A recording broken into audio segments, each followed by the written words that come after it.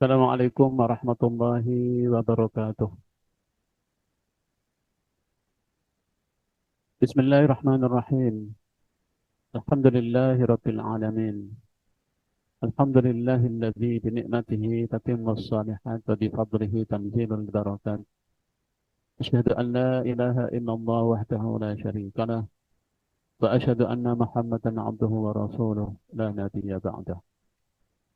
Allahumma shalli wa sallim wa barik ala sayyidina Muhammad wa ala alihi wa sahbihi ajma'in. Amma ba'du. Segala puji dan syukur marilah kita selalu panjatkan kehadirat Allah Subhanahu wa taala karena atas karunia, atas nikmat serta atas izinnya pada pagi hari ini kita semua dapat hadir baik secara offline maupun juga secara online untuk bersama-sama mentadabburi ayat-ayat Allah Subhanahu wa taala karena sesungguhnya sebaik-baik hamba Allah adalah mereka yang senantiasa mempelajari Al-Quran dan mengajarkan Al-Quran. Khairukum man ta'allama Al-Quran wa 'allamahu. Sebaik-baik kalian adalah mereka yang banyak belajar Al-Quran, banyak mentadaburi Al-Quran, selanjutnya juga menyampaikan dan mengajarkan Al-Quran kepada yang lain. Karena Al-Quran adalah sumber keberkahan. Salawat dan salam semoga senantiasa Allah curahkan pada Nabi kita, Nabi besar Muhammad Sallallahu Alaihi Wasallam, kepada keluarga, kepada para sahabat-sahabat beliau, dan kepada pengikutnya hingga yaumil qiyamah. Hadirin jamaah yang dimuliakan Allah Subhanahu wa taala, marilah kita berdoa kepada Allah, moga-moga Allah senantiasa mengkaruniai kita ilmu yang bermanfaat. Subhanaka la ilma lana illa ma 'allamtana innaka antal alimul hakim. Mari kita bersama-sama mentadabburi Al-Quran Surah Al-Baqarah. Melanjutkan, kita sekarang akan bersama-sama mentadabburi Al-Quran Surah Al-Baqarah ayat 28, mulai dari ayat 28. A'udzu billahi minasyaitonir rajim. Bismillahirrahmanirrahim. Kaifa takfuruna billahi wa kuntum amwatan fa ahyaakum. Thumma yumitukum, thumma yuhyikum, thumma ilaihi turja'un. هو الذي خلق لكم ما في الأرض جميعا ثم استوى إلى السماء فسواهن سبع سماوات وهو بكل شيء عليم. Yang artinya kaifa takfuruna billahi wa kuntum amwatan fa ahyaakum. Kaifa takfurun, bagaimana kamu menjadi ingkar, bagaimana kamu menjadi kufur. Bagaimana kamu menjadi kufur kepada Allah Subhanahu wa taala. Padahal kamu tadinya itu mati itu tidak ada. Lalu Allah menghidupkan kamu, kemudian Allah akan mematikan kamu, lalu menghidupkan kamu kembali. Tsumma ilaihi turja'un. Kemudian kepada Allah lah kamu semua akan kembali. Kepadanya lah kamu semua akan dikembalikan. Hadirin jamaah rahimakumullah, ayat ini dimulai dengan sebuah pertanyaan. Pertanyaannya adalah pertanyaan yang sangat-sangat mendalam. Ya. Dimulai dengan kalimat kaifa. Bagaimana kamu bisa jadi kufur? Bagaimana kamu bisa jadi ingkar kepada Allah? Padahal kamu tuh dulu bukan siapa-siapa, dan bukan ada dan tidak ada apa-apa. Dulu kamu itu mati. Mati itu apa? Mati itu artinya tidak ada. Belum ada. Allah menggunakan kalimat mati dulu karena memang kita sebelum ini tidak ada. Ya. Kita juga harus bertanya gitu. 100 tahun yang lalu itu kita di mana, dalam bentuk apa, dan bukan siapa-siapa, tidak dikenal bahkan. Kemudian dari tidak ada lalu Allah mengatakan fa'ahyakum, kemudian Allah menghidupkan kamu, kemudian Allah mengadakan kamu.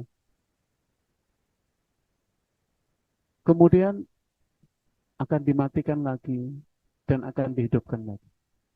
Jadi di sini bahwa inilah fase yang akan dilalui oleh seluruh manusia. Bahwa manusia itu akan mati dua kali dan akan hidup dua kali. Pertama adalah kita mati. Makanya yang disebut dulu adalah wa kuntum amwatan. Terus kalian, dari kita ini tidak ada menjadi ada, itu adalah karunia dan nikmat yang luar biasa. Karena itu Allah menggunakan kalimat kaifa. Bagaimana kamu bisa kufur? Padahal kamu menyadari bahwa kamu dulu itu tidak ada. Ini ayat ini memberikan beberapa dimensi yang luar biasa. Ya. Karena ayat ini mengajak kepada kita semua untuk berpikir ya, bertafakur yang sangat mendalam. Ya. Siapa kita ini sebetulnya? Dan inilah yang kemudian jadi pertanyaan-pertanyaan mendasar dari sisi keilmuan. Coba kalau Anda mempelajari ya, para filosof, bagaimana filosof itu untuk menjawab dari mana asal-usul kehidupan. Dari mana asal-usul kehidupan? Tidak ada satupun yang bisa memberikan jawaban yang memuaskan. Kita masih ingat dulu pada pelajaran biologi di SMP atau di SMA untuk menjawab dari mana asal-usul kehidupan. Karena tidak mampunya menjawab, kemudian para filosof mengatakan hidup ini terjadi dengan sendirinya, kan gitu. Karena tidak mampu memberikan jawaban. Inilah yang menunjukkan bahwa kehidupan itu adalah ada yang menciptakan di awal. Dan kehidupan itu adalah datangnya dari Allah Subhanahu wa taala. Itulah jawaban yang paling dekat secara keilmuan. Karena itu silahkan kepada mereka yang tidak menerima terhadap jawaban ini, kita tunggulah apa jawaban mereka untuk menjawab dari mana kehidupan awal. Tidak ada yang bisa menjawab. Jadi para filosof tidak mampu sampai sekarang untuk dari mana asal-usul kehidupan. Karena kehidupan dimulai dari kematian, dari tidak ada. Dan kemarin sudah kita bahas, yang namanya menciptakan itu dari tidak ada menjadi ada, dan itu hanya Allah. Makanya di dalam surat Al-Mulk itu sering kita baca juga ya. Tabarakalladzi biyadihil mulku wa huwa ala kulli syai'in qadir. Alladzi khalaqal mauta wal hayata. Alladzi khalaqal mauta wal hayata. Dialah Allah yang menciptakan kematian dan kehidupan. Kenapa Allah menggunakan kalimat kematian dulu baru kehidupan? Karena memang awalnya selain Allah itu adalah tidak ada. Makanya kalimat ada dan tidak ada di dalam dimensi Allah itu sama sekali tidak berarti. Tapi dari segi makhluk, kita ini dari tidak ada menjadi ada. Alladzi khalaqal mauta. Semua kehidupan dimulai dari tidak ada. Dan kemudian yang menciptakan awal itu adalah Allah. Karena itu saya selalu mengatakan kepada mereka yang tidak menerima jawaban bahwa kehidupan datangnya dari Allah Subhanahu wa taala, kita tunggu jawabannya. Ada nggak jawaban yang paling dekat secara keilmuan? Tidak ada. Jadi yang menciptakan yang tidak ada menjadi ada adalah Allah Subhanahu wa taala. Karena itu kalimat ini sekalian, ayat ini hikmah pertama adalah bahwa kehidupan dan kematian itu adalah di tangan Allah Subhanahu wa taala. Kehidupan dan kematian adalah bukti dari kekuasaan Allah Subhanahu wa taala. Karena tidak ada selain Allah yang mampu untuk menghidupkan dan untuk mematikan. Yang bisa menciptakan kematian dan kehidupan hanya Allah Subhanahu wa taala. Ada sebuah dialog ketika Nabi Allah Ibrahim kepada penguasa yang zalim saat itu, ya kan? Ketika Nabi Allah Ibrahim berdakwah kepada mereka bahwa Tuhanku dan Tuhanmu adalah Tuhan yang menciptakan kehidupan dan kematian. Kemudian raja itu mengatakan, saya juga bisa menghidupkan kematian dan kehidupan dan kematian. Katanya. Dia ambil salah seorang, kemudian yang satunya dibiarkan hidup, yang satunya dibunuh. Tuh, ya. Saya bisa membiarkan dia hidup dan bisa membiarkan dia mati. Betapa bodohnya. Karena nggak bisa memberikan jawaban. Nabi Ibrahim nggak kekurangan akal. Oke, kalau begitu, Tuhanku dan Tuhanmu adalah yang bisa menerbitkan matahari dari timur menuju barat. Kalau kamu bisa sekarang terbitkan matahari dari barat, baru bingung dia. Iya, ya, gimana? Ini keilmuan ya. Jadi semua juga bisa secara keilmuan. Jadi ayat ini sekalian menunjukkan bahwa kehidupan datang dari Allah, kehidupan dan kematian adalah salah bukti kekuasaan Allah Subhanahu wa taala. Nah, yang menarik ayat ini dimulai dengan kalimat kaifa. Bagaimana kamu bisa jadi kufur? Kok bisa orang itu kufur kepada Allah padahal dia sendiri tahu, dia melihat langsung bukti bahwa dulu dia itu tidak ada kan gitu. 100 tahun yang lalu itu nggak ada. Saya 100 tahun nggak ada. Sekarang ada. Itu adalah nikmat yang jelas-jelas terbukti. Bagaimana orang bisa mengingkari, bisa kufur terhadap nikmat dan karunia yang sudah terbukti. Saya kadang-kadang mau mencoba menganalogikan pertanyaan ini begini. Kalau Anda misalnya, ya, saudara sekalian ini, ditanya, Anda adalah dilahirkan oleh ibu. Kemudian kalian durhaka kepada ibu. Bagaimana kamu durhaka kepada ibumu? Padahal ibumu yang melahirkan kamu, yang merawat kamu, yang menyusui kamu, yang mendidik kamu. Kok bisa kamu durhaka kepada ibumu? Coba, kita bisa jawab gak itu? Itu aja kita berat untuk menjawabnya.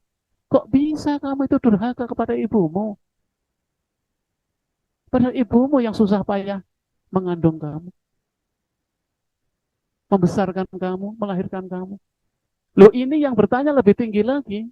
Kok bisa orang kamu itu kufur kepada Allah yang menciptakan kamu? Dari tidak ada menjadi ada. Ini sekalian, pertanyaan yang berat.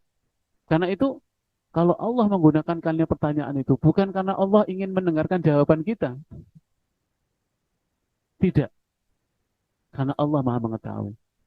Tapi Allah menggunakan kalimat tanya ini agar kita menjawab sendiri. Mampu nggak kita menjawab pertanyaan ini? Kadang-kadang kita ini untuk mensyukuri nikmat itu, kadang-kadang kita ini kadang-kadang berlebihan kepada orang yang telah memberikan nikmat. Hanya orang itu telah membantu kita, itu kayaknya orang itu sudah luar biasa jasanya kepada kita. Padahal ada yang lebih berjasa, yang luar biasa, yaitu Allah SWT yang menciptakan kehidupan. Hanya karena temannya itu ngasih bantuan berapa begitu, wah rasanya saya itu utang budi gitu dengan dia, ya kan gitu. Rasanya saya berutang budi dengan teman itu yang sudah bantu saya ini. Padahal dia lupa yang memberikan kehidupan, yang menciptakan dia dari tidak ada menjadi ada, itulah nikmat terbesar yang harus disyukuri. Karena itu ayat ini juga, pelajaran ketiga adalah, ayat ini mengajak kita untuk senantiasa bersyukur kepada Allah Subhanahu wa taala. Dan hakikat syukur pertama adalah pengakuan bahwa semua yang kita dapatkan itu adalah dari Allah Subhanahu wa taala. Jadi hakikat syukur pertama adalah pengakuan bahwa semua nikmat yang kita dapatkan itu dari Allah Subhanahu wa taala. Terus sekalian, mari kita memaknai hidup ini dalam arti yang luas ya.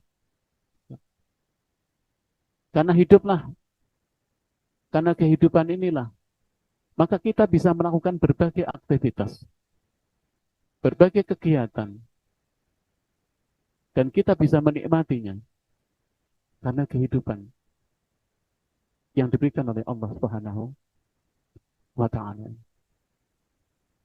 Yaitu itulah pengakuan pertama bahwa semua nikmat yang kita dapatkan itu adalah sesungguhnya dari Allah Subhanahu wa taala. Nah, pengakuan ini hendaknya mengingatkan kepada kita semua bahwa kehidupan dunia ini adalah bukan kehidupan yang abadi.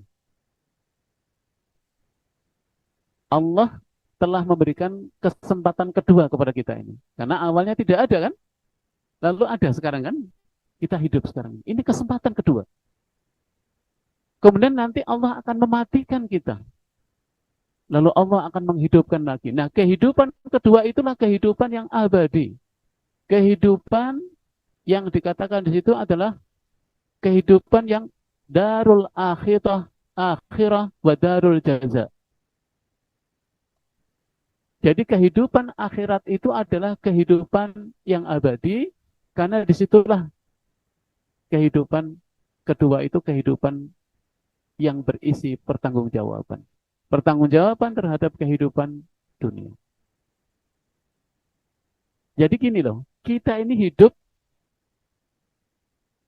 di dunia dan nanti hidup di akhirat. Ya. Nah, selama kehidupan di dunia, Allah telah memberikan ya semuanya, ya. Makanya kita harus bersyukur karena kita diberikan oleh Allah. Karena coba kalau kita hitung dari teori mengapa jadi kita, mengapa jadi saya, ya, mengapa jadi antum, masing-masing ini kan bertanya. Karena kemungkinan untuk menjadi kita ini kan kalau teori bagaimana bagaimana sperma membuai sel telur itu kan berapa seberapa juta kemungkinan. Sehingga sperma A bertemu dengan sel telur itu. Kemudian menjadi kita secara keilmian. Jadi benar-benar karunia kehidupan ini. Karunia dari Allah Subhanahu wa taala. Ya.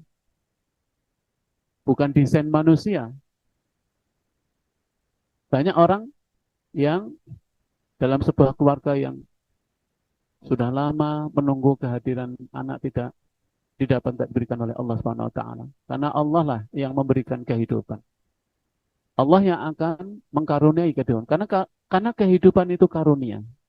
Makanya kalian semua ini adalah karunia yang tak terhingga bagi keluarga, bagi orang tua. Sehingga orang tua berharap gitu, kalian ini menjadi investasi terbesar, menjadi warisan terbaik. Bagaimana kalian semua menjadi warisan terbaik bagi kedua orang tua Anda? Karena apa? Karena kelahiran masing-masing orang adalah karunia Allah Subhanahu wa taala. Kita bukan pesanan dan bukan, tapi benar-benar karunia Allah Subhanahu wa taala. Diharapkan kehadirannya oleh kedua orang tua. Tapi kapan bentuknya seperti apa dan kapan itu hanya Allah yang tahu semua. Dan Allah lah yang membentuk kehidupan menjadi sesempurna ini. Makanya di situ dikatakan bahwa yang menciptakan kehidupan menjadi bentuk yang sempurna itu adalah Allah Subhanahu wa taala. Nah, karena itu dimensi dari ayat ini juga mengajak kepada kita agar kita benar-benar mempersiapkan dua kehidupan ini dengan baik, yaitu kehidupan dunia dan kehidupan akhirat. Jadi setiap kita harus menyadari bahwa kita akan kembali, akan dihidupkan lagi setelah kematian. Karena kan gini ayat nih, Pertama Allah menciptakan kematian, lalu menjadi hidup. Dan ingat, setiap yang hidup itu kemudian summa yumitukum, akan dimatikan. Jadi semua yang hidup akan mati. Karena Allah menjelaskan di ayat ini adalah summa yumitukum. Kemudian akan dimatikan. Kapan kematian hanya Allah yang mengetahui. Tapi hakikatnya semua yang hidup akan mati. Nah kemudian Allah ingatkan setelah kematian itu, jadi kematian yang kedua ini, setelah kehidupan ini disebut dengan alam barzah. Alam barzah itu bukan kuburan ya. Kuburan itu masih dunia ya. Alam barzah ini adalah ke alam lain yang hanya Allah yang mengetahui. Kemudian setelah itu dihidupkan. Nah, kehidupan di akhirat itu adalah seperti kita. Makanya nanti di yaumil akhirat itu di ayat 25 surat Al-Baqarah yang 2 minggu atau 3 minggu yang lalu kan kita bahas. Ketika membahas wa basyiril ladzina amanu wa amilus solihati anna lahum jannatin tajri min tahtihal anhar. Berikan kabar gembira kepada mereka yang beriman dan beramal soleh bahwa mereka akan masuk surga dan di surga mereka akan mendapatkan buah-buahan. Ketika mendapat buah-buahan itu ahli surga akan mengatakan, "Loh, buah ini yang pernah kita beri, yang pernah kita makan, yang pernah kita temui waktu di dunia." Gitu dia bilang. Artinya, ketika kehidupan di akhirat itu sama kita ini. Jari-jari kita sama. Makanya Allah mengatakan, mereka bertanya bagaimana Allah menghidupkan. Ingatlah, Allah akan mengembalikan sampai ke jari-jari, sampai kukunya itu sama. Makanya ketika di surga, mereka yang masuk surga akan mengatakan, buah ini yang pernah kita temui ketika di dunia. Berarti sama persis kita. Nah, ayat ini mengingatkan agar kita selalu mempersiapkan akan ada kehidupan di akhirat. Bahkan ayat ini menandaskan hendaknya kita semua itu harus orientasi kehidupan kita itu adalah harusnya akhirat. Karena di situ dikatakan summa yumitukum summa yuhyikum summa ilaihi turja'un. Nah, kehidupan yang di akhirat ini semua akan kembali kepada Allah Subhanahu wa taala. Jadi, pemahamannya saudara, orientasi kehidupan kita adalah akhirat, tapi jangan melupakan kehidupan dunia. Atau prinsipnya begitu orang muslim itu. Kita harus mempersiapkan kehidupan untuk akhirat kita, tetapi kita harus memperbaiki kualitas hidup di dunia. Jangan salah ya, karena orientasi kehidupan akhirat kemudian melupakan kehidupan dunia. Nggak boleh. Karena Allah mengatakan, wabtaghi fima atakallahu darul akhirah wala tansa nasibaka minad dunya. Wabtaghi, carilah oleh kamu, raihlah oleh kamu kebahagiaan negeri akhirat. Nah itu yang disuruh. Cari kehidupan kebahagiaan akhirat. Tapi wala tansa nasibaka minad dunya. Tapi jangan kamu lupakan kehidupan dunia. Ada orang yang memahami, oh dunia itu jangan lupa saja kamu. Karena apa? Karena perjalanan kita itu adalah yang sebenarnya adalah ke akhirat. Kampung halaman kita itu ke akhirat. Ya ayyatuhan nafsul mutmainnah irji'i ila rabbiki radiyatan mardiyah. Kembalilah kamu kepada negeri yang abadi yaitu akhirat. Dan kalau bisa kembalinya kepada jannah, kepada surga, kepada orang-orang yang beriman, pada orang-orang yang mampu mengendalikan diri. Nah, ayat ini menandaskan bahwa kita akan mati 2 kali dan akan hidup 2 kali. Dan kehidupan yang kedua adalah kehidupan yang abadi, tidak ada lagi kematian. Saya kalau membayangkan ayat seperti ini, ngeri banget itu. Ya Allah, itulah kehidupan abadi. Tidak ada kematian lagi. Kalau sekarang kan ada kematian, tapi nanti nggak ada kematian, ada kehidupan. Kehidupannya kehidupan yang abadi. Apakah kita termasuk orang yang beruntung ataukah yang merugi? Ya, karena itu di sini dikatakan bahwa Orang yang kufur kepada Allah atas bukti nikmat-nikmat yang sudah didapatkan, termasuk nikmat hidup ini, adalah bentuk kekufuran yang amat buruk. Kalau dia mau berpikir sedikit saja, maka dia akan beriman kepada Allah. Karena hanya Allah yang bisa menciptakan. Ketika kaum Quraisy, ayat ini kan banyak juga yang senada. Ketika ditanya kepada orang-orang kafir Quraisy, "Wala in sa'altahum man khalaqas samawati wal ard." Ketika mereka ditanya siapa yang menciptakan langit dan bumi, mereka menjawab, "La yaquluna Allah." Dia menjawab, yang menciptakan ini Allah.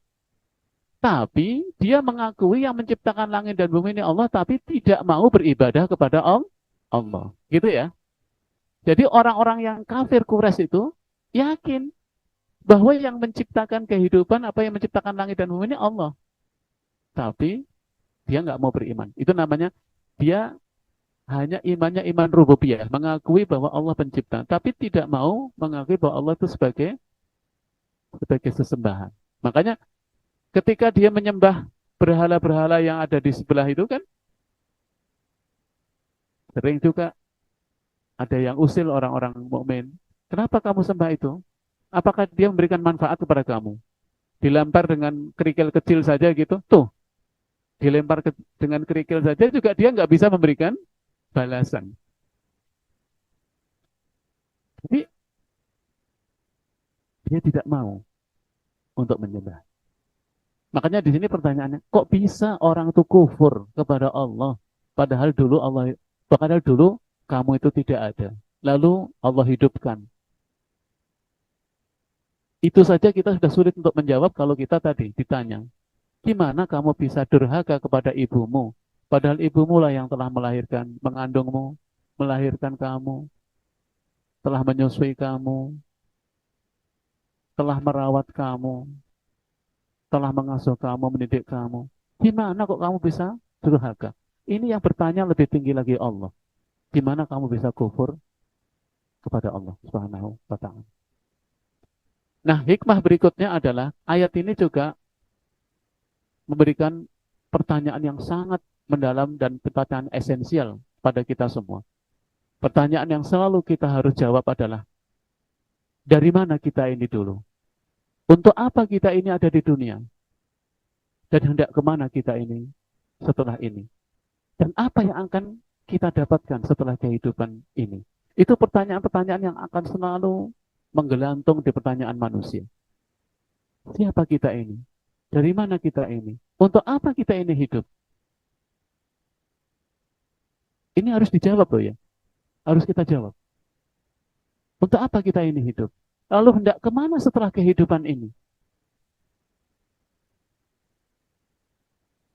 Walaupun ini memang sulit ya. Bagi orang-orang kafir, orang-orang musyrik, paling sulit untuk mempercayai bahwa kita ini dihidupkan. Itu paling sulit. Karena memang tidak ada bukti empiris. Nggak ada orang mati hidup terus cerita, kan nggak ada. Makanya yang paling susah, yang paling sulit bagi orang-orang musyrik itu adalah mempercayai adanya kehidupan setelah kematian. Makanya di Al-Quran selalu, bagaimana akan dihidupkan benar, padahal kita sudah jadi tulang belulang, berserakan di mana-mana. Gimana akan hidup lagi? Kan gitu pertanyaan mereka. Allah jawab, kamu dulu tidak ada, jadi ada. Itu lebih sulit lagi sebetulnya. Gitu loh. Sekarang barangnya ada, teman berserakan akan dipertemukan sampai Allah mengatakan jari-jarimu saja nanti akan lengkap, kata Allah. Masya Allah. Nah, kemudian yang terakhir Allah menggunakan kalimat summa ilaihi turja'un. Kemudian kepadanya lah kamu semua akan kembali. Semua akan kembali kepada Allah. Semua akan kembali kepada pemilik yang menciptakan ini. Tetapi kembali itu bukan kembali tangan kosong. Kembali dengan pertanggungjawaban. Ini yang berat.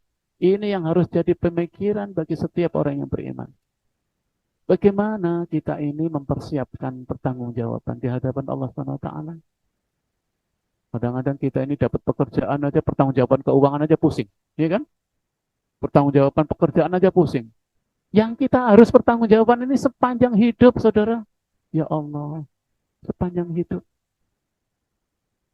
Rasanya kalau ingat seperti ini, berat. Nggak mungkin lah kita ini melanggar perintahnya. Jadi namanya summa ilaihi turja'un, atau sering kalau kita menggunakan kalimat ini yang paling akrab adalah inna lillahi wa inna ilaihi raji'un. Sesungguhnya kami semua adalah milik Allah, kemudian akan kembali kepada Allah. Jadi kembali kepada Allah itu kemudian kalau kita mau kembali itu sudah selesai gitu kan? Ya, kembali itu dengan pertanggungjawaban. Ini yang berat, ya kan? Ya kalau kita utang, kita kembalikan selesai. Nah, nanti Allah itu bertanya 4 hal kan? Bagaimana kamu gunakan umurmu kan gitu ya? Bagaimana kamu gunakan, bagaimana kamu mendapatkan dan memanfaatkan hartamu? Bagaimana kamu menggunakan ilmu pengetahuan yang telah Allah berikan itu untuk kehidupan yang baik ataukah untuk kekufuran? Ilmu yang kamu dapatkan dari Allah yang susah payah itu untuk kemanfaatan atau untuk mudarat? Ini yang namanya kembali kepada Allah, jangan kemudian dianggap kalimat yang selesai. Kembali dengan pertanggungjawaban. Ini yang paling penting. Kemudian Allah melengkapi di ayat berikutnya, huwallazi khalaqalakum ma fil ardi jami'an. Dialah yang telah menciptakan ma fis sama, segala apa yang ada di langit, segala apa yang ada di bumi. Jami'ah, semuanya itu lakum untuk kamu. Jadi dialah Allah yang telah menciptakan segala apa yang ada di bumi untukmu, ya Allah. Betapa Allah itu sayang kepada manusia. Semua yang diciptakan oleh Allah di muka bumi ini untuk kamu, untuk manusia. Summastawa ilas sama'i fasawwahunna sab'a samawat. Kemudian dia menuju langit. Lalu dia menyempurnakan menjadi 7 langit dan dia maha mengetahui segala sesuatu. Ayat ini menandaskan tentang kekuasaan Allah, bukti-bukti kekuasaan Allah. Tapi kekuasaan Allah seperti ini hanya bagi mereka yang yakin, kan gitu. Kalau orang yang nggak yakin, sulit. Ya kan? Walaupun pinter dia, tetapi kalau tidak beriman, itu jadi kelihatan tidak pinternya. Karena apa? Karena tidak sempurna memikirkannya. Tidak sampai kepada akar berpikirnya. Biasanya orang hanya memikirkan apa yang tampak, tapi paling sulit ketika harus menjawab bagaimana itu semua berasal. Kita memandang ciptaan Allah berupa ciptaan hewan, berbagai macam jenis hewan, berbagai macam keindahan jenis ikan. Kita terkagum-kagum. Kagum kita kan menciptakan. Kalau kalian lihat di TV ya, acara dokumentari National Geographic itu bagaimana mengupas keindahan makhluk yang namanya satu hewan saja, itu luar biasa. Bagaimana burung bisa terbang, bahkan terbang, ada yang terbang kemampuan terbang sampai 3.000 sampai 5.000 kilometer, kemudian hanya untuk bertemu dengan pasangannya.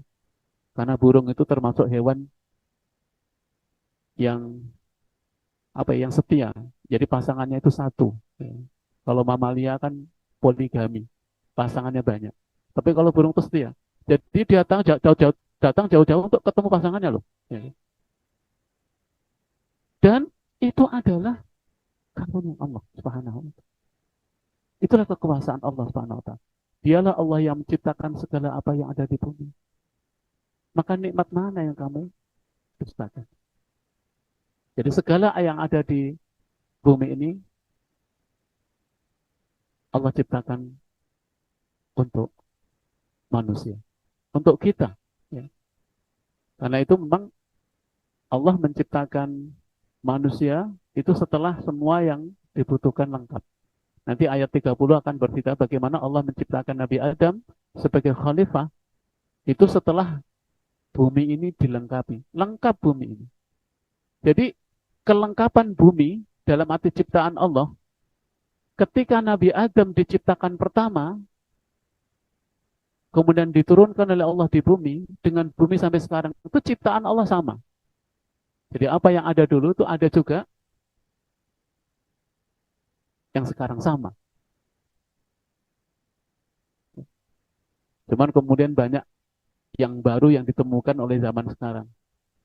Tapi buminya sendiri adalah sama. Karena Allah menggunakan kalimat ma'fis samawati wal ard. Ma'fil ardil jami'ah. Allah menciptakan segala sesuatu yang ada di bumi. Jadi segala yang ada di bumi itu mulai dari yang berukuran mikro, bahkan berukuran nano, sampai yang berukuran besar yang ada di bumi ini. Allah yang menciptakan. Dan Allah ciptakan itu untuk manusia. Mampukah kita menjawab pertanyaan? Ya kalau segala apa yang ada di bumi ya luar biasa ya, segala macam gitu ya. Dan artinya bahwa Allah telah menciptakan apa yang ada di bumi ini bahan dasarnya. Dan kemudian dari bahan dasar yang telah Allah ciptakan itu lalu manusia berkreasi. Contoh misalnya, pemuliaan tanaman. Sekarang kayaknya kok ada jenis-jenis tanaman, kok ada jenis-jenis yang baru Ustaz misalnya. Jagung ada jagung ini, jagung ini. Coba tanya kepada pemulia, apakah dia yang menciptakan jenis jagung baru itu? Tidak. Dia hanya merakit sumber genetik yang sudah ada dari Allah. Jadi sumber gennya itu dari Allah. Kemudian terjadilah persilangan, kemudian disilangkan, yang ini dikawinkan ini untuk melahirkan ini, tapi sumbernya dari Allah, sumber kehidupan awalnya dari Allah Subhanahu wa taala. Ya. Makanya Allah menggunakan kalimat amwatan fa'ahyakum. Lalu dilengkapi Allah juga. Jadi Allah tidak hanya menciptakan manusia itu hidup, tapi dilengkapi dengan semua yang dibutuhkan. Mengapa kamu kufur kepada Allah? Dulu kamu tidak ada, lalu hidup, lalu ada. Setelah ada, dilengkapi lagi oleh Allah. Salah satu sumber kehidupan kita adalah air. Coba sekarang saya tanya pada Anda. Ada nggak ilmuwan yang bisa menciptakan air? Nggak ada. Walaupun bersatu. Air itu karunia Allah. Bahkan Allah mengatakan, kalau aku berkehendak bisa saja aku jadikan air itu menjadi asin. Kalau aku berkehendak bisa saja sumur-sumur itu aku keringkan sehingga tidak keluar air. Dari mana kamu akan meminum? Ini masih pelajaran keimanan, saudara. Agar kita menjadi golongan pertama, yaitu golongan orang-orang yang muttaqin, golongan orang yang beriman. Karena pertanyaan-pertanyaan ini adalah pertanyaan kepada mereka yang kufur, tapi pertanyaan-pertanyaan ini akan semakin menguatkan kita sebagai orang yang beriman. Ya kan? Karena bagi orang yang beriman tidak ada jawaban ketika ditanya, gimana? Kok bisa kamu itu kufur kepada Allah yang sudah menciptakan kamu, yang sudah menghidupkan kamu, yang sudah memberikan kelengkapan di muka bumi ini. Apa yang kamu butuhkan? Sarana untuk kehidupan kamu juga sudah dilengkapi. Mengapa kamu kufur? Kita tidak bisa menjawab. Makanya pantas kalau Allah mengatakan summa ilaihi turja'un. Kemudian kalian akan kembali kepadaku, kembali kepada Allah dengan pertanggungjawaban. Kemudian ayat ini dilengkapi dengan kemudian dia menuju langit. Nah, summastawa ilas sama, ini banyak sekali orang yang menafsirkan dengan penafsiran yang bermacam-macam. Allah itu ada di langit, kemudian Allah itu bertempat di langit. Bagaimana yang dikatakan ke langit itu seperti apa? Ini perdebatan panjang sehingga antara ilmu filsafat, ahli ilmu kalam sering berdebat tentang ini. Tentu bagi kita adalah kalimat summastawa ilas sama'i fasawwahun nasab'a samawat, kita pahami seperti apa adanya. Kita tidak bisa mentakwilkan hakikat Allah Subhanahu wa taala. Ya, karena kita tidak memiliki perangkat untuk bisa memahami sesuatu yang gaib. Kan gitu. Kita ini diberikan oleh Allah perangkat untuk bisa memahami mafil ardi jami'ah. Apa yang ada di bumi. Loh, yang di bumi saja kita belum tahu semua kan? Ketika orang bertanya, wa yas'alunaka 'anir ruh qulir ruhu min amri rabbi. Mereka bertanya kepada Muhammad tentang roh. Katakan, oh, Nabi ini disuruh jawab. Katakan Muhammad bahwa urusan roh itu urusanku. Wa ma itu minal ilmi illa qalina. Dan tidak aku berikan ilmu kepada kamu kecuali sedikit. Jadi ilmu yang diberikan oleh Allah kepada kita ini sedikit. Yang sedikit saja belum kita kuasai semua, ya kan? Kenapa kalian sampai sekarang kuliah? Karena banyak ilmu yang belum kita ketahui. Kami sebagai dosen, para guru besar emang tahu semua? Tidak, saudara. Makanya kami ini juga disebut sebagai pembelajar-pembelajar. Jadi Allah itu memberikan ilmu kepada kita sedikit. Makanya kita nggak boleh sombong walaupun sudah mencari gelar tertinggi, kita tetap tidak akan menjadi orang yang tetap yang namanya yang paling mengetahui itu adalah Allah. Allah itu punya sifat al-alim. Makanya di sini dikatakan bikulli syai'in alim. Siapa yang dikatakan alim yang maha mengetahui? Hanya Allah. Allah itu al-alim yang maha mengetahui. Kalau manusia ini diberikan ilmu cuman sedikit. Yang sedikit saja belum kita kuasai semua. Saya belajar tentang mikroba. Apakah saya itu semua? Nggak tahu. Mikroba saya juga, saya banyak meneliti mikrob yang hidup atau mikroba endofit, mikroba yang hidup di dalam jaringan tanaman. Saya nggak tahu mikroba yang ada di manusia, mikroba yang ada di apa namanya di hewan. Saya nggak bisa. Jadi begitulah sebenarnya. Karena itu pertanyaan tadi itu relevan. Kok bisa orang itu kufur kepada Allah, padahal Allah telah menyediakan semuanya untuk kita. Iya. Jadi begitu ya. Maaf ini baru 2 ayat, tapi saya ingin mengajak kita untuk mentadaburi 2 ayat penting ini. Karena ini ayat yang berkaitan dengan hal pokok tentang nikmat kehidupan, nikmat kematian, dan karunia yang ada di bumi ini. Agar dengan memahami 2 ayat ini saja, kita sadar. Pertama, bahwa kita ini akan hidup kembali nanti. Kita ini akan sekarang kesempatan kedua kita hidup setelah tidak hidup, setelah mati, setelah tidak ada. Karena 100 tahun yang lalu kita bukan siapa-siapa, sekarang ada. Nanti kita akan mati dan kemudian akan hidup kembali. Ingatlah. Yang kedua, karena akan hidup kembali, maka persiapkan kehidupan dengan baik, kehidupan akhirat. Karena itulah kehidupan yang abadi. Kehidupan yang merupakan pertanggungjawaban dari kehidupan dunia. Tetapi jangan melupakan kehidupan dunia. Ini hati-hati. Jangan, yang dunia itu jangan kamu lupakan. Jadi jangan sampai kehidupan dunia menjadi tujuan utama, kehidupan akhirat, lupa. Orang muslim prinsipnya, orientasi kehidupan adalah akhirat, tetapi kita tidak boleh melupakan kehidupan dunia. Kehidupan dunia harus baik. Kita harus meningkatkan kualitas kehidupan dunia kita. Saya khawatir kalau ini dipahami, wah apa itu dunia? Dunia nggak ada artinya. Dunia itu artinya, pokoknya kita ke akhirat, lalu kita seenaknya hidup dunia. Kita jadi minimalis. Kita nggak berprestasi. Kita apa adanya. Kita minimalis. Tidak boleh. Karena Allah mengatakan wala tansa. Jangan kamu lupakan. Kalimat jangan kamu lupakan itu kan hati-hati loh ya. Tingkatkan kualitas kehidupan dunia. Amal-amalmu. Ilmunya. Kemudian, yang ketiga ingat bahwa kehidupan, kematian itu adalah kekuasaan Allah. Allah lah yang menghidupkan. Kemudian berikutnya, ajakan kepada kita untuk bersyukur. Kita syukuri hidup ini. Jangan kita banyak mengeluh. Hidup ini sudah karunia. Hidup Anda sekarang lahir di dunia ini adalah ditunggu-tunggu orang tua Anda dulu, ibu ayah Anda. Karena itu, mari kita syukuri. Gimana cara mensyukuri kehidupan ini? Tentu, dengan senantiasa meyakini bahwa semua yang kita dapatkan dari Allah dan semua akan kita pertanggungjawabkan dengan baik kepada Allah Subhanahu wa taala, dan moga-moga kita dapat mempertanggungjawabkan itu. Kemudian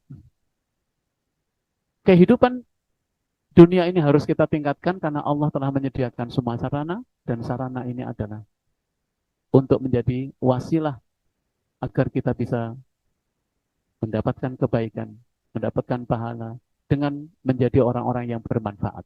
Ya. Kalian sudah memiliki skill, ilmu, moga-moga ilmu semua ini dapat kita gunakan untuk memperbaiki kehidupan kita di dunia. Profesi kita harus bisa menjadi wasilah, menjadi sarana untuk apa namanya kehidupan yang lebih baik. Jadi intinya bahwa seorang muslim memang orientasi hidupnya akhirat, tapi harus meningkatkan kualitas kehidupan dunia. Kenapa? Ad-dunya mazra'atul akhir. Karena dunia ini adalah ladang. Ladang kita tempat untuk menanam kebaikan. Kalau kita merawat tanaman kita, kita akan panen. Kalau kita di dunia ini asal-asalan, sama dengan orang petani, nanam tapi nggak dipupuk, nggak dijaga hama penyakitnya, panen nggak kira-kira? Kita nggak akan panen kan? Kita nggak akan panen kan kalau kita di dunia ini nanamnya sembarangan. Ya kan? Kemudian Al-Huriyah lagi nanam cabai itu, ya kan? Latihan itu. Ini anak marbot harus belajar, ya. Jangan cuma dilewat-lewat saja, ya kan? Bagaimana itu supaya cabai nanti berbuah? Kalau berbuah teman-teman marbot juga yang menikmati, silakan, ya kan? Tapi gini cara, ternyata untuk panen itu, nah di akhirat itu kita adalah seharusnya panen kebaikan. Demikian yang bisa saya sampaikan. Fadol kalau ada yang ini, insya Allah kita baru mentadaburi 2 ayat, tapi saya adalah orang yang pelan-pelan mentadaburinya sehingga Allah memberikan kita pemahaman yang baik. Ya. Saya kembalikan kepada moderator untuk membawa acara. Oke. Uh, Jazakallah khairan Ustaz Munif atas pemaparan materinya. Semoga kita semua dapat mempraktekannya dalam kehidupan sehari-hari. Kita berlanjut ke sesi selanjutnya, sesi tanya jawab. Tapi sebelum itu, kepada teman-teman yang di Zoom bisa ngisi presensi di pb.link/hadir kantin.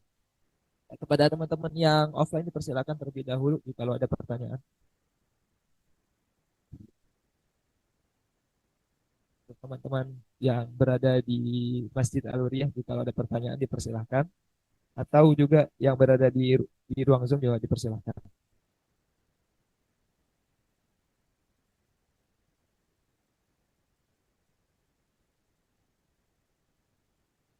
Bagaimana dari Ikhwan dan Akhwat? Apakah ada yang ingin bertanya?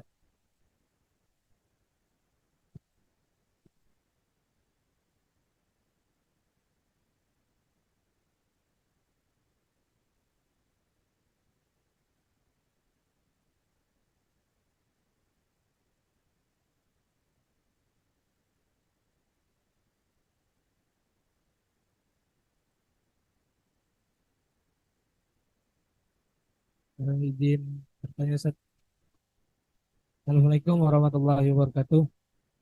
Waalaikumsalam warahmatullahi wabarakatuh. Perkenalkan nama Ana Ahmad Rizky Takwan. Izin bertanya Ustaz mengenai eh, kufur kepada Allah atas bukti nikmat-nikmatnya adalah amat buruk. Jadi terkadang kita ini sangat kurang gitu Ustaz, untuk bersyukur kepada Allah Subhanahu wa taala.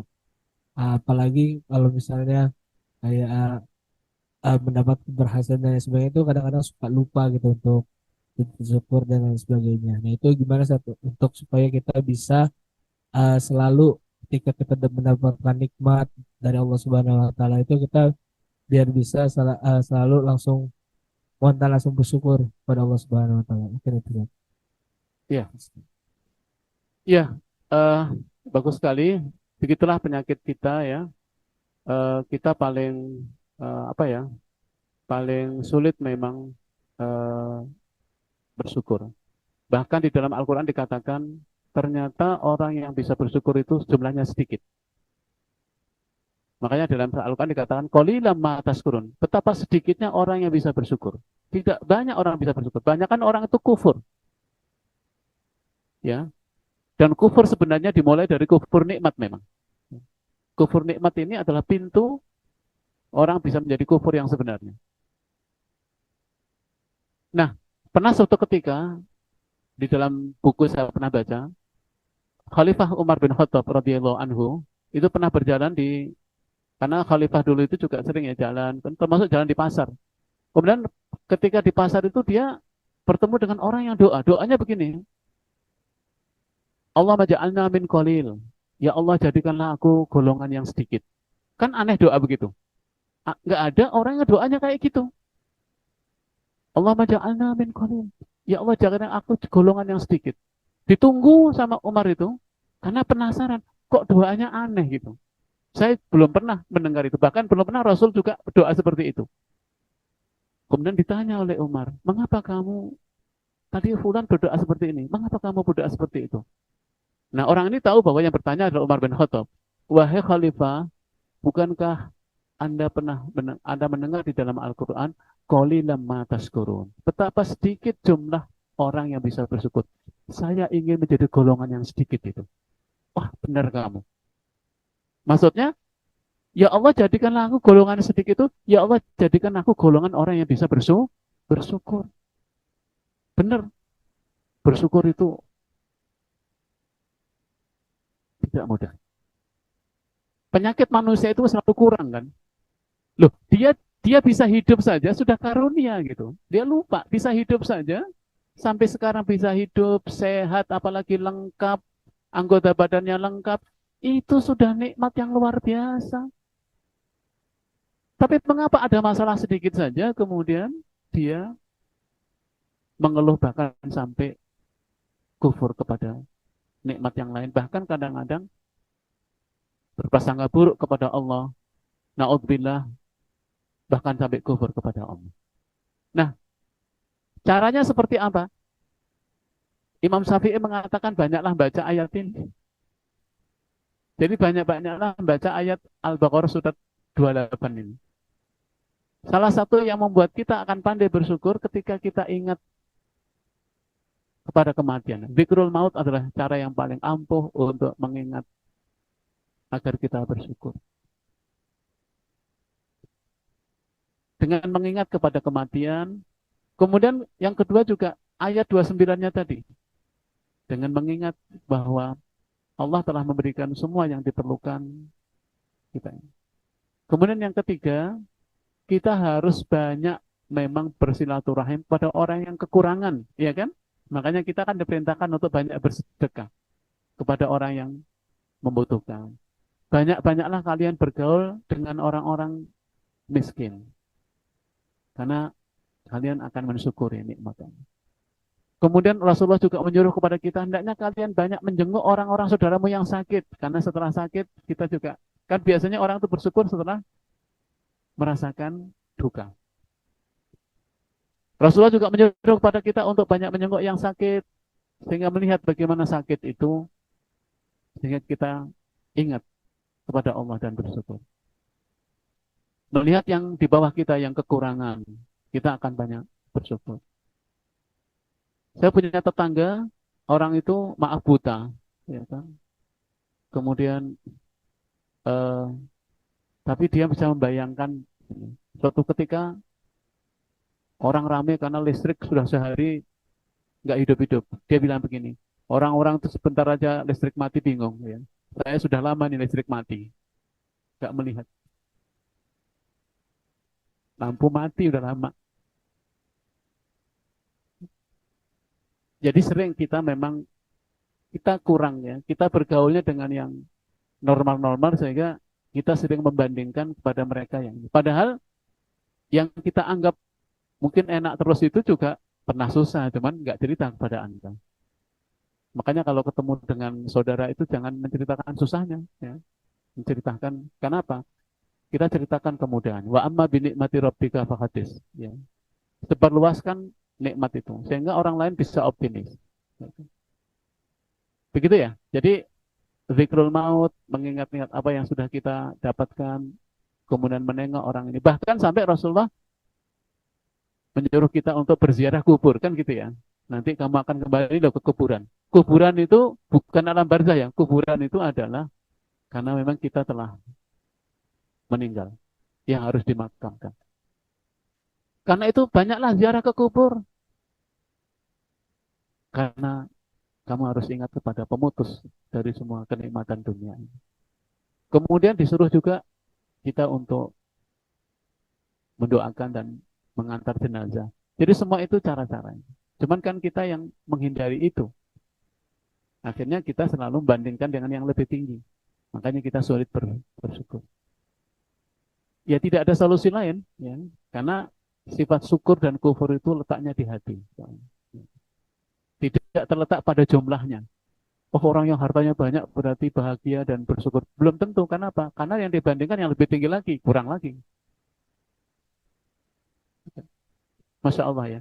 Ini banyak belajar kita bagaimana Allah mendidik kita uh, agar kita menjadi hamba-hambanya yang bertakwa. Saya kira itu.